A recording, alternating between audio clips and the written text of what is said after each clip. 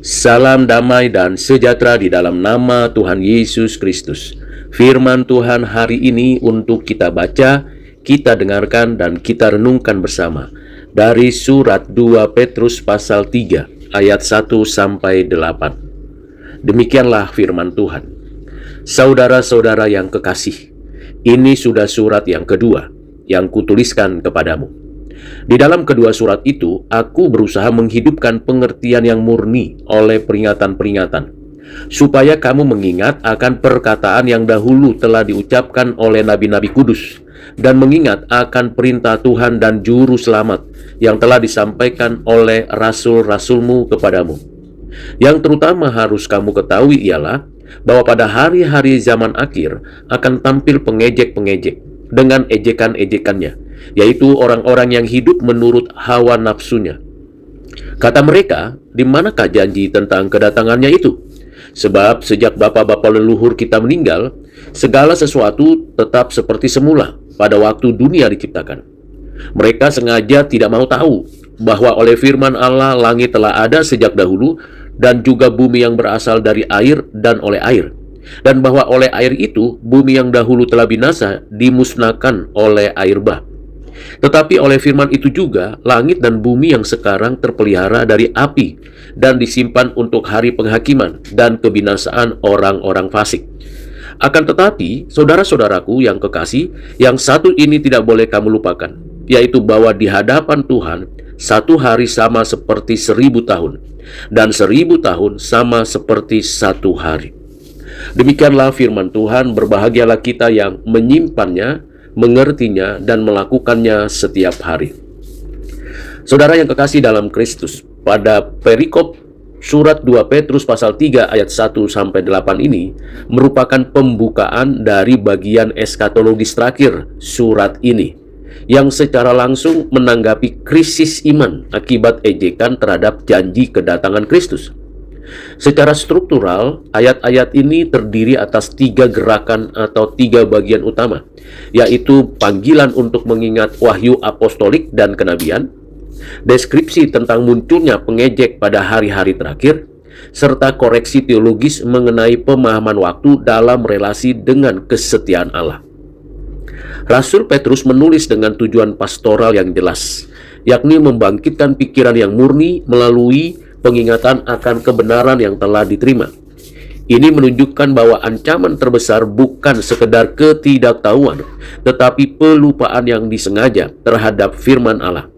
Dalam konteks gereja mula-mula, skeptisisme terhadap parousia atau kedatangan Tuhan dapat melemahkan ketekunan iman dan komitmen etis.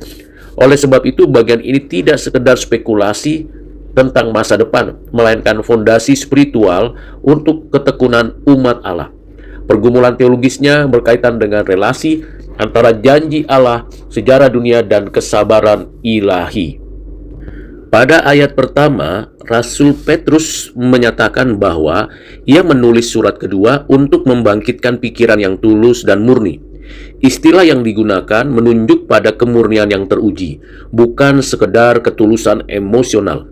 Ini menegaskan bahwa kehidupan iman membutuhkan pengingatan terus-menerus akan kebenaran objektif. Gereja hidup dari pewahyuan yang telah diberikan dan dijaga dalam tradisi apostolik. Pengingatan bukanlah pengulangan kosong, tetapi pembaharuan kesadaran akan realitas penebusan. Dalam pemikiran teologi reform, firman Allah berfungsi sebagai sarana anugerah yang memelihara iman umat pilihan. Oleh sebab itu, pengajaran yang konsisten menjadi elemen vital dalam menjaga kesehatan rohani gereja. Tanpa pengingatan yang setia, iman mudah tergerus oleh tekanan intelektual dan budaya. Saudara yang kekasih di dalam Kristus, ayat kedua mengajarkan kepada kita otoritas wahyu dengan merujuk pada perkataan para nabi kudus dan perintah Tuhan melalui rasul-rasulnya. Rasul Petrus menyatukan kesaksian perjanjian lama dan kesaksian apostolik dalam satu garis kontinuitas ilahi. Ini menunjukkan bahwa gereja tidak berdiri di atas inovasi teologis, melainkan di atas wahyu historis yang konsisten. Dalam ayat ini diajarkan kepada kita bahwa seluruh Alkitab memiliki satu sumber ilahi dan satu tujuan penebusan. Dengan demikian, eskatologi bukanlah tambahan opsional, tetapi bagian integral dari keseluruhan rencana Allah. Kesatuan wahyu meneguhkan bahwa janji kedatangan Tuhan tidak berdiri sendiri, melainkan berakar dalam sejarah keselamatan. Otoritas apostolik menjadi fondasi melawan interpretasi liar yang berkembang di tengah jemaat.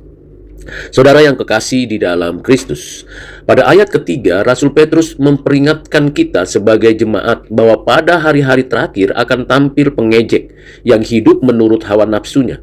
Istilah hari-hari terakhir tidak hanya menunjuk pada akhir kronologis, tetapi pada periode sejak kebangkitan Kristus hingga kedatangannya kembali.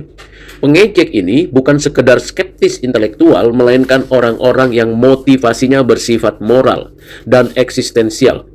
Ejekan mereka lahir dari keinginan untuk membebaskan diri dari tanggung jawab etis di hadapan Allah. Skeptisisme terhadap penghakiman ilahi seringkali menjadi tameng bagi kehidupan yang tidak kudus dalam perspektif teologi reform. Dosa mempengaruhi bukan hanya kehendak, tetapi juga cara manusia menafsirkan realitas. Oleh karena itu, penolakan terhadap parousia atau hari kedatangan Tuhan bukan netral, melainkan bagian dari pemberontakan batin. Saudara yang kekasih di dalam Kristus, ayat keempat mencatat argumen para pengejek yang menyatakan bahwa segala sesuatu tetap seperti semula sejak nenek moyang meninggal. Argumen ini mencerminkan pandangan uniformitarian, yakni keyakinan bahwa sejarah berjalan stabil tanpa intervensi ilahi. Mereka menganggap keteraturan alam sebagai bukti ketiadaan campur tangan Allah.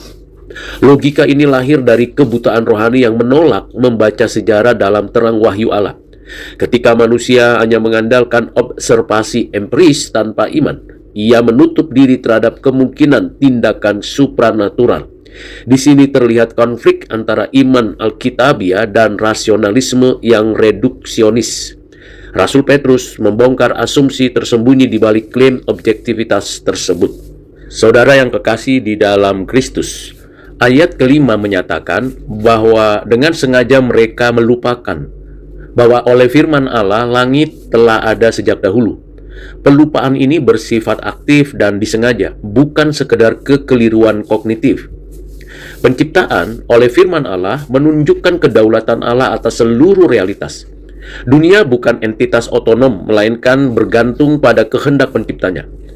Dengan melupakan penciptaan, para pengejek mengabaikan dasar ontologis dari eksistensi mereka sendiri. Ini menunjukkan bahwa kesesatan teologis berakar pada penolakan terhadap ajaran penciptaan. Tanpa pengakuan akan Allah sebagai pencipta, sejarah kehilangan arah dan makna eskatologisnya. Saudara, pada ayat yang ke-6 merujuk pada peristiwa air bah sebagai bukti intervensi ilahi dalam sejarah umat manusia. Rasul Petrus menekankan bahwa dunia yang akan datang itu telah binasa oleh air. Air bah menjadi saksi historis bahwa Allah tidak membiarkan dosa tanpa penghakiman. Dengan menyebut peristiwa ini, Rasul Petrus membantah klaim stabilitas absolut yang dikemukakan para pengejek. Sejarah telah menunjukkan perubahan radikal akibat tindakan Allah. Memori kolektif umat Allah harus mencakup tindakan penghakiman sebagai bagian dari rencana penebusan. Karena air bah menjadi tipologi bahwa Allah yang mencipta juga berhak menghakimi. Ini memperkuat kepastian bahwa janji kedatangan Kristus bukanlah mitos. Pada ayat ke-7 dinyatakan bahwa langit dan bumi sekarang disimpan untuk api pada hari penghakiman. Kontras antara air dan api menunjukkan kesinambungan dan perkembangan dalam pola penghakiman ilahi. Api dalam eskatologi Alkitab bukan sekadar simbol kehancuran, tetapi juga pemurnian kosmik. Dunia ini tidak menuju keampahan, melainkan menuju transformasi di bawah penghakiman Allah. Pernyataan ini menegaskan kepada kita bahwa sejarah berada dalam genggaman providensia ilahi. Tidak ada satupun bagian ciptaan yang terlepas dari rencana akhir Allah. Dengan demikian, saudara, kepastian penghakiman menjadi jaminan bahwa kejahatan tidak akan menang selamanya. Ayat yang ke-8 memberikan kepada kita koreksi terhadap pemahaman manusia tentang waktu dengan menyatakan bahwa satu hari bagi Tuhan sama seperti 1000 tahun. Rasul Petrus tidak sedang memberikan rumus matematika, melainkan prinsip teologis tentang transendensi Allah atas waktu. Allah tidak terikat oleh batasan kronologis manusia. Kesetiaan Allah tidak diukur oleh kecepatan pemenuhan janji menurut standar manusia. Dalam pemikiran teologi reform, perbedaan antara waktu ilahi dan waktu manusia menunjukkan kemahakuasaan dan kebijaksanaan Allah. Penundaan bukanlah tanda kegagalan, melainkan bagian dari rencana yang lebih luas. Perspektif ini mengajak umat Allah untuk bersabar dan percaya pada hikmat Tuhan. Saudara yang kekasih di dalam Kristus, secara keseluruhan, surat 2 Petrus 3 ayat 1-8 mengajarkan bahwa iman eskatologis berakar pada memori wahyu Allah, kesadaran akan sejarah penebusan, dan pemahaman yang benar tentang karakter Allah. Pengejek mungkin meragukan janji, tetapi sejarah penciptaan dan air bah membuktikan kuasa intervensi ilahi. Kesabaran Allah tidak berarti ketiadaan tindakan, melainkan ruang bagi penggenapan rencananya. Pengharapan akan kedatangan Tuhan harus memurnikan hidup orang percaya. Eskatologis ini memberikan arah pada etika dan ketekunan gereja menantikan kedatangan Tuhan. Dalam kerangka seperti itulah janji Allah bersifat pasti, karena berakar pada naturnya yang setia. Oleh sebab itulah kita sebagai gereja dipanggil hidup dalam keyakinan yang kokoh di tengah ejekan zaman. Saudara yang kekasih dalam Kristus, dalam konteks kehidupan kita di negeri ini, ayat-ayat yang sudah kita baca, kita dengarkan dan renungkan itu relevan menghadapi arus sekularisme yang meragukan campur tangan Allah dalam sejarah. Banyak orang memandang dunia sebagai sistem tertutup yang otonom dari kehendak ilahi. Kita sebagai gereja dipanggil untuk menegaskan kembali doktrin penciptaan dan providensia dalam khotbah dan pengajaran, karena pengharapan eskatologis memberikan kekuatan bagi umat Allah yang hidup di tengah ketidakpastian sosial dan politik. Kesabaran Allah menjadi motivasi untuk bertobat dan bersaksi dengan setia. Dengan demikian, saudara, iman Kristen tidak terombang-ambing oleh skeptisisme modern. Selain itu, saudara, gereja di negeri kita ini perlu membangun budaya pengingatan akan firman Allah melalui liturgi, katekisasi, dan pembinaan rohani. Pengingatan kolektif terhadap karya Allah dalam sejarah akan memperkuat identitas iman.